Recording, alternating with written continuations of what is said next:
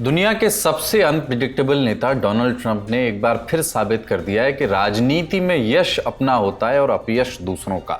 Iran के साथ जिस जंग की चिंगारी ट्रंप ने खुद सुलगाई, बार बार रजीम चेंज की हुंकार भरी, मिडिल ईस्ट को बारूद के ढेर पर ला खड़ा किया, अब उसका पूरा इल्जाम उन्होंने अपने ही डिफेंस मिनिस्टर पीट हेग्सेथ के सिर पर मढ़ दिया है।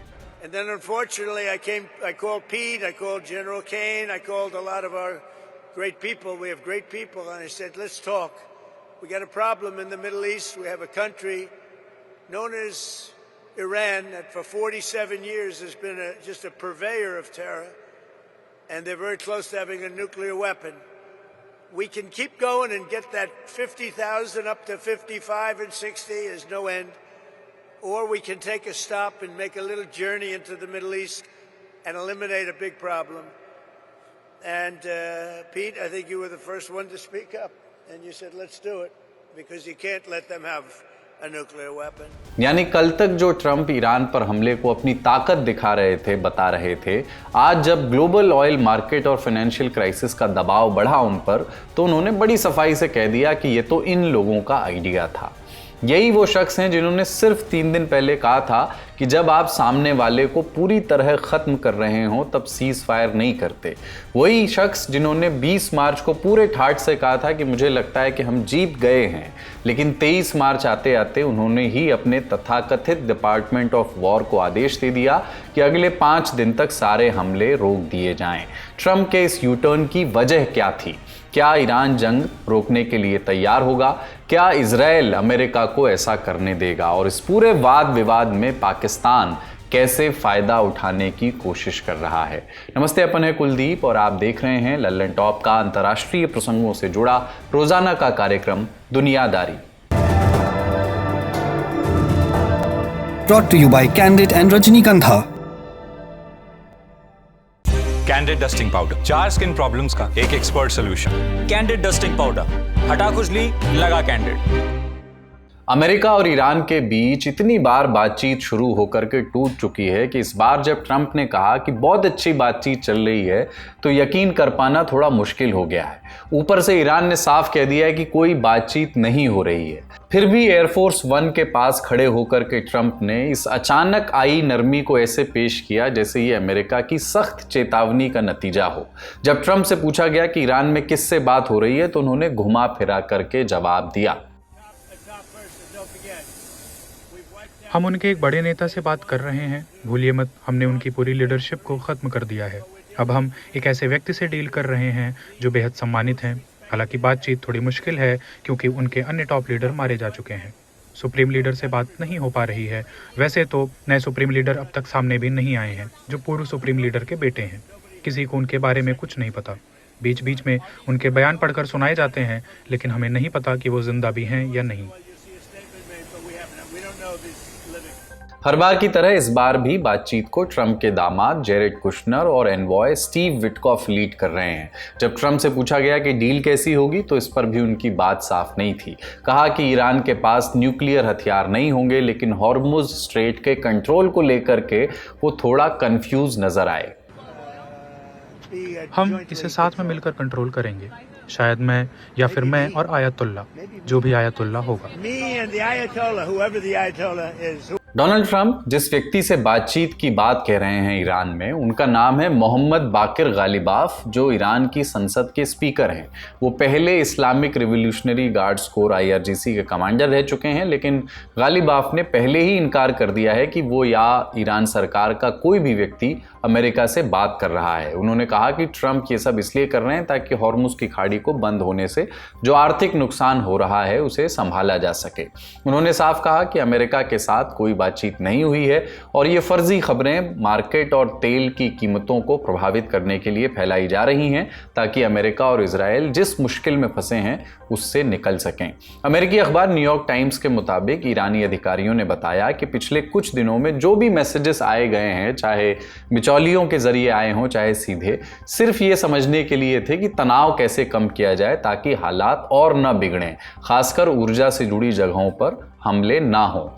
इन अधिकारियों के मुताबिक ईरान के विदेश मंत्री अरागची ने अमेरिकी दूत विटकॉफ से कहा कि ईरान किसी अस्थायी सीज फायर में दिलचस्पी नहीं रखता है। वो एक स्थायी, एक परमानेंट शांति समझौता चाहता है जिसमें यह गारंटी हो कि अमेरिका और इजराइल दोबारा हमले नहीं करेंगे। ईरान ये भी चाहता है कि अमेरिका उस पर लगे आर्थिक प्रतिबंध भी हटाए। हालांकि अमेरिका पहले ही कह चुका है कि ये पाबंदियां, ये सैंक्शंस तभी हटेंगे जब ईरान अपने न्यूक्लियर प्रोग्राम को खत्म करने समेत दूसरे वादों को पूरा करेगा। ट्रंप के बयान के बाद ईरान के सरकारी चैनल IRIB ने कहा कि ट्रंप ईरान के जवाब के डर से अपने 48 घंटे के अल्टीमेटम से पीछे हट गए। इस बीच सुप्रीम लीडर मुस्तफा खमेनी के वरिष्ठ सैन्य सलाहकार मोहसिन रजाई जंग रोकने के लिए ईरान की शर्तें भी सामने रख चुके हैं। क्या हैं ये शर्तें? रिपोर्ट के मुताबिक ईरानी अधिकारी ये चाहते हैं कि पक्की गारंटी मिले कि लड़ाई दोबारा शुरू नहीं होगी। साथ ही वो हॉर्मुज स्ट्रेट के लिए एक नया सिस्टम चाहते हैं जिसमें असल कंट्रोल ईरान के पास हो। उनका साफ कहना है कि जंग तब तक जारी रहेगी जब तक हमें हमारे सभी नुकसान की भरपाई नहीं मिलती और सारी आर्थिक पाबंदियां हटाई नहीं जाती। ईरान ये भी मांग रहा है कि पूरे इलाके में मौजूद अमेरिकी सैन्य ठिकाने बंद कर दिए जाएं। लेकिन अब तक ईरान पर बड़े हमले और जीत की बात करने वाले ट्रंप जंग से चिकन आउट क्यों करने लगे? हमले रोकने और सीज फायर की बात कैसे आ गई? न्यूयॉर्क टाइम्स की रिपोर्ट कहती है कि ट्रंप के लिए बातचीत की संभावना एक तरह से टाइम खरीदने का एक तरीका है ताकि वो हॉर्मुज स्ट्रेट को फिर से खुलवा सकें और खुद जिस मुश्किल में वो फंस गए हैं उससे बाहर निकल सकें। टाइमलाइन पर गौर कीजिएगा। ट्रंप ने ईरान के साथ बातचीत और हमले रोकने की घोषणा न्यूयॉर्क स्टॉक एक्सचेंज खुलने से ठीक पहले की। बाजार खुलते ही उसका असर भी दिखा, तेल की कीमतें भी गिर गईं। लेकिन इसकी जरूरत क्यों पड़ी?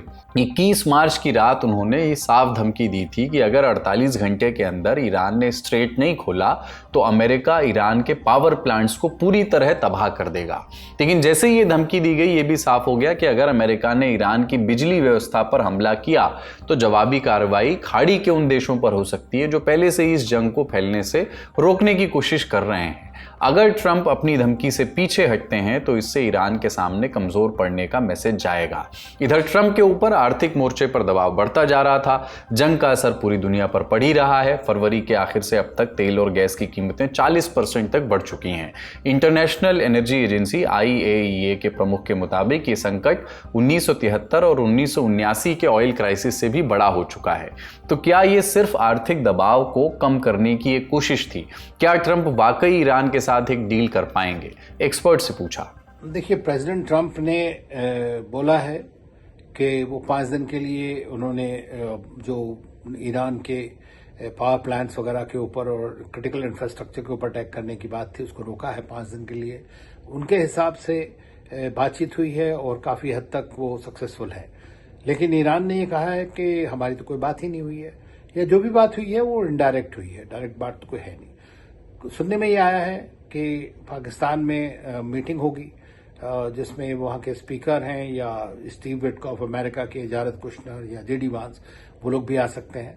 तो अभी आपको याद होगा कि ईरान ने अपने 3 पॉइंट्स का एक वो दिया था जिसमें उसको सिक्योरिटी चाहिए, परमानेंट रिपेरेशंस चाहिए और एक तरह का अपना जो उनके लेजिटिमेट राइट्स हैं, चाहे वो न्यूक्लियर के बारे में हो, मिसाइल्स के बारे में हो, उसको रखने की बात होनी चाहिए। उधर अमेरिका ने अपनी जो उनके स्ट्रैटेजिक ऑब्जेक्टिव्स जो कहते हैं थे, उसके हिसाब से अपने वो पॉइंट दिए हैं। और लेकिन उनको ब्लेंड करना, वो 15 पॉइंट हो या 10 पॉइंट हो या 5 पॉइंट हो, लेकिन असली बात यह है कि जब तक कोई भी एग्रीमेंट तभी होता है जो दोनों साइड्स के जो भी कंसर्न्स हैं उनको एड्रेस करता है।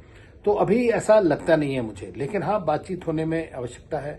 सारी दुनिया के ऊपर इस जो युद्ध है इसका बहुत बड़ा भयानक असर पड़ने वाला है, इसलिए बड़ा आवश्यक है कि किसी न किसी तरह से युद्ध को रोका जाए। ट्रंप भले ही जंग रोकने की इच्छा जता चुके हैं, लेकिन इस जंग में उनका सबसे बड़ा साथी अब भी युद्ध को जारी रखने के पक्ष में दिख रहा है। इजराइल के प्रधानमंत्री बेंजामिन नेतन्याहू ने कहा कि उन्होंने ट्रंप से बात की और ट्रंप का मानना है कि सैन्य सफलता का इस्तेमाल करके एक समझौता किया जा सकता है जिससे युद्ध के लक्ष्य हासिल हों। लेकिन नेतन्याहू ने साफ कर दिया है कि वो अपने हमले रोकने वाले नहीं हैं। उन्होंने कहा कि हम ईरान के मिसाइल और न्यूक्लियर प्रोग्राम को खत्म कर रहे हैं और हम हिजबुल्लाह पर भी लगातार भारी हमले कर रहे हैं। तो क्या इजराइल सीज फायर की पॉसिबिलिटी में एक रोड़ा बनने वाला है? देखिए, जहां तक इस युद्ध की बात है तो अगर आप देखेंगे कि इजराइल और ईरान दोनों के बीच में एक तरह का ये म्यूचुअली एश्योर्ड डिस्ट्रक्शन सिंड्रोम, जिसको मैड सिंड्रोम कहते हैं, ये पिछले 40-45 साल से लगा रहा है। दोनों एक दूसरे को कंप्लीटली डिस्ट्रॉय करना चाहते हैं। इजराइल जो है इस बात से कभी खुश नहीं होगा कि किसी तरह का एग्रीमेंट हो, लेकिन अभी उसको लगता है कि जो ईरान की न्यूक्लियर फैसिलिटीज हैं या मिसाइल फैसिलिटीज हैं, मिलिट्री कैपेबिलिटीज हैं, वो शायद कम हो गई हैं। इसीलिए प्रेसिडेंट ट्रंप के कहने से वो अभी इसको सुनने को तैयार है। लेकिन इसमें कोई शक की बात नहीं है कि इजराइल चाहता है कि ईरान इस हद तक कमजोर हो जाए ताकि वो एक किसी तरह का उनका मुकाबला ना कर सके या उनके लिए कोई थ्रेट ना बन जाए। तो वो डेफिनेटली एक बड़ा रुकावट हो सकती है और कर सकते हैं वो लोग। और वो उसका ये होता है कि जैसे पीछे आपने देखा कि जब उन्होंने देखा कि गल्फ के कंट्रीज हैं या दूसरे कंट्रीज हैं वो नहीं कर रहे हैं, तो लोगों ने एक्यूज किया कि ईरान का नाम लेकर के उन्होंने साइप्रस के ऊपर अटैक कर दिया या और किसी सऊदी अरेबिया की फैसिलिटीज के ऊपर अटैक कर दिया। तो ये इस तरह का भी फॉल्स फ्लैग ऑपरेशन करके भी एक तरह का कॉम्प्लिकेशन किया जा सकता है किसी और के नाम से। तो ये जो चीजें हैं उससे जरूर वो उसके अंदर कर सकता है। ट्रंप ने कहा कि अगले 5 दिन तक अमेरिका और ईरान के बीच बातचीत चलेगी। दोनों देश फोन पर बात कर रहे हैं क्योंकि बैठक के लिए एक नया देश ढूंढना बेहद मुश्किल है। दरअसल जंग शुरू होने से पहले तक ओमान एक मीडिएटर की, मध्यस्थ की भूमिका निभा रहा था, लेकिन अरब देशों ने अब ये फैसला किया है कि जब तक ईरान उनके देशों पर हमले करेगा वो मध्यस्थता नहीं करेंगे। तो अब शेर के मुंह में हाथ कौन डाले? सामने आया पाकिस्तान। रॉयटर्स की रिपोर्ट के मुताबिक जिन 3 देशों ने अमेरिका और ईरान के बीच मध्यस्थता कराने की पेशकश की है उनमें तुर्की, मिस्र और पाकिस्तान शामिल हैं। पाकिस्तान अब खुलकर के कोशिश कर रहा है कि अमेरिका, इजराइल और ईरान के बीच चल रही लड़ाई को खत्म कराने के लिए बातचीत शुरू करवाई जाए। इसके लिए पाकिस्तान के सेना प्रमुख आसिम मुनीर सीधे ट्रंप से बात कर रहे हैं ताकि किसी समाधान तक पहुंचा जा सके। जानकारों के मुताबिक फील्ड मार्शल आसिम मुनीर ने 22 मार्च को ट्रंप से फोन पर बात की थी। पाकिस्तान चाहता है कि ये अमेरिका और ईरान के बीच बैठक इस्लामाबाद में हो जाए, यानी वही इस पूरी डील का मंच बन जाए। एक्सियस की रिपोर्ट कहती है कि पाकिस्तान इस कोशिश में है कि इस्लामाबाद में एक बड़ी बैठक हो जिसमें स्टीव विटकॉफ, जैरेड कुशनर और अमेरिका के उपराष्ट्रपति जेडी वैंस भी शामिल हों। ब्लूमबर्ग की रिपोर्ट कहती है कि पाकिस्तान अपनी खास पोजीशन का फायदा उठाने की कोशिश कर रहा है। एक तरफ उसके ट्रंप के साथ अच्छे रिश्ते हैं, दूसरी ओर ईरान उसका पड़ोसी है। पाकिस्तान अमेरिका में ईरान के कूटनीतिक हितों का प्रतिनिधित्व भी करता है। आप जानते हैं कि 1979 के बाद से अमेरिका में ईरान की कोई एम्बेसी नहीं है, लेकिन इसके बावजूद ईरान वहां एक तरह का कॉन्सुलेट चलाता है जिसे इंटरेस्ट सेक्शन ऑफ ईरान कहा जाता है। लेकिन ये एक अलग दफ्तर नहीं है, बल्कि वॉशिंगटन डीसी में पाकिस्तान की एम्बेसी के अंदर ही मौजूद है। अपनी इसी पोजीशन के चलते पाकिस्तान खुद को एक मिडिल मैन की तरह पेश कर पा रहा है। पाकिस्तान के प्रधानमंत्री शहबाज शरीफ ने 23 मार्च को ईरान के राष्ट्रपति मसूद पेजेश्कियन से बात की। उन्होंने ईरान के साथ एकजुटता जताई और तनाव कम करने की अपील की। एक्स पर लिखा कि पाकिस्तान इस इलाके में शांति लाने के लिए रचनात्मक भूमिका निभाता रहेगा। जैसे जैसे लड़ाई बढ़ी है, पाकिस्तान ने खाड़ी देशों में अपनी कूटनीतिक गतिविधियां बढ़ा दी हैं। इस टकराव की वजह से ऊर्जा संकट भी गहरा रहा है। दक्षिण एशिया में गैस की भारी कमी हो रही है। हॉर्मुज स्ट्रेट, जहां से दुनिया का लगभग 20% तेल और एलएनजी उससे भी ज्यादा गुजरता है, लड़ाई शुरू होने के बाद से लगभग बंद पड़ा है। पाकिस्तान खुद अपनी ज्यादातर तेल और गैस की जरूरतें खाड़ी देशों से ही पूरी करता है, इसलिए उस पर सीधा असर पड़ रहा है। पिछले हफ्ते पाकिस्तान के विदेश मंत्री इशाक डार रियाद में अरब और मुस्लिम देशों की बैठक में शामिल हुए, जहां इस पूरे संघर्ष पर बातचीत हुई।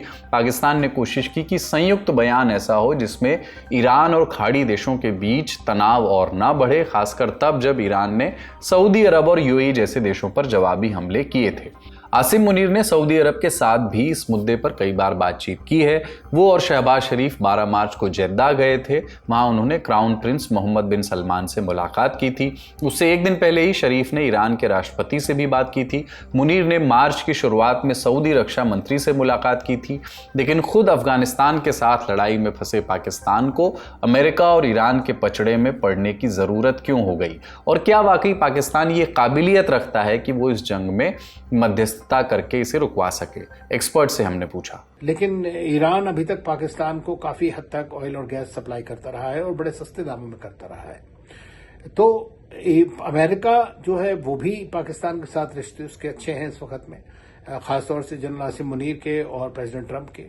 रही बात तीसरी कि सऊदी अरेबिया और पाकिस्तान के बीच में डिफेंस और सिक्योरिटी एग्रीमेंट भी साइन हुआ है, तो पाकिस्तान जो है इस तरह के प्रॉब्लम में फंस गया कि ईरान के साथ भी उनके रिश्ते बनाने हैं कैसे, और दूसरा सऊदी अरेबिया के साथ में, तो उनके लिए एक ये वायबल ऑप्शन है कि कैसे इस युद्ध को रोका जाए। तो और उनके ऊपर बहुत बड़ा फर्क पड़ा है, जैसे आपको पता है, इकोनॉमिकली, एनर्जी वाइज, वैसे ही इनकी हालत बहुत खराब है, तो उसलिए वो अपने एक रेलेवेंस को उसको बढ़ाना चाहते हैं।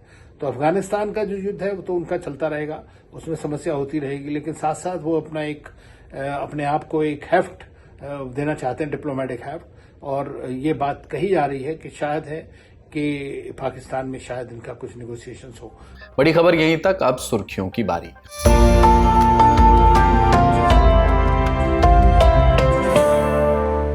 23 मार्च को कोलंबियाई सेना का एक ट्रांसपोर्ट प्लेन क्रैश हो गया। हादसे में 66 लोगों की मौत हो गई और 77 लोग घायल हैं। प्लेन में 121 लोग सवार थे, जिनमें से अधिकतर सैनिक थे। प्लेन ने दक्षिणी कोलंबिया के प्यूर्तो लेगुइजामो से उड़ान भरी थी, लेकिन टेक ऑफ करने के थोड़ी देर बाद ही एक खेत में प्लेन क्रैश हो गया। हादसे के बाद की तस्वीरों में खेत से काले धुएं का बादल उठता हुआ दिखाई दे रहा है। घटना के बाद आसपास के लोगों ने घायलों की मदद की।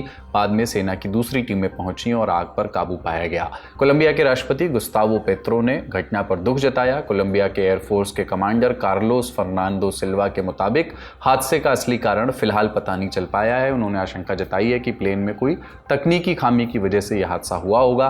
उन्होंने बताया कि प्लेन एयरपोर्ट से लगभग 2 किलोमीटर की दूरी पर ही क्रैश हुआ।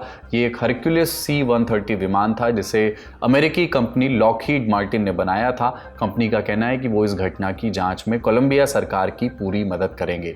द गार्जियन के मुताबिक इन विमानों को 1950 के दशक में बनाया गया था। कोलंबिया ने 1960 के आसपास इन्हें खरीदा था। पिछले कुछ साल में कोलंबिया ने अपने कुछ पुराने C-130 विमानों को अपग्रेड किया है। इन विमानों का इस्तेमाल अक्सर सैनिकों को लाने ले जाने के लिए किया जाता है।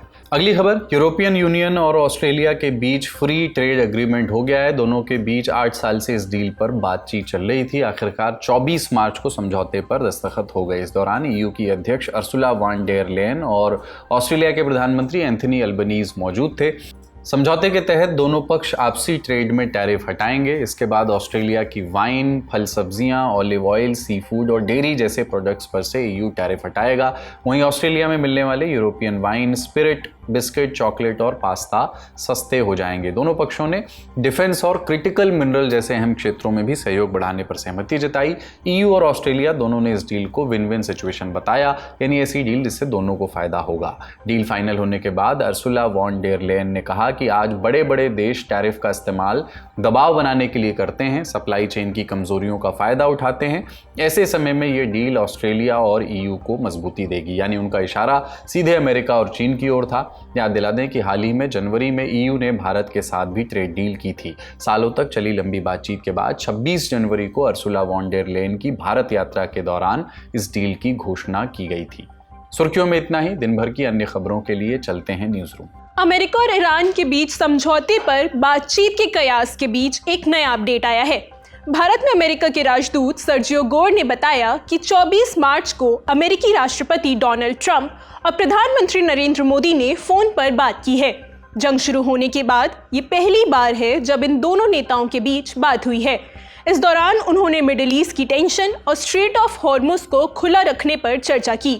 पीएम मोदी ने भी एक्स पर पोस्ट करके राष्ट्रपति ट्रंप से बातचीत की जानकारी दी। उन्होंने लिखा, मुझे राष्ट्रपति ट्रंप का फोन आया और पश्चिम एशिया की स्थिति पर हमारी अच्छी बातचीत हुई। भारत इस क्षेत्र में तनाव कम होने और जल्द से जल्द शांति बहाल होने का समर्थन करता है। ये बहुत ही ज़रूरी है कि स्ट्रेट ऑफ हॉर्मुज खुला, सुरक्षित और सभी के लिए उपलब्ध बना रहे, क्योंकि ये पूरी दुनिया के लिए एक अहम रास्ता है। हमने इस बात पर भी सहमति जताई कि शांति और स्थिरता के प्रयासों को लेकर हम आपस में संपर्क बनाए रखेंगे। दूसरी तरफ रिपोर्ट्स आ रही हैं कि ईरान के सुप्रीम लीडर मुश्तबा खामेनेई ने अमेरिका के साथ बात करने के लिए सहमति जता दी है।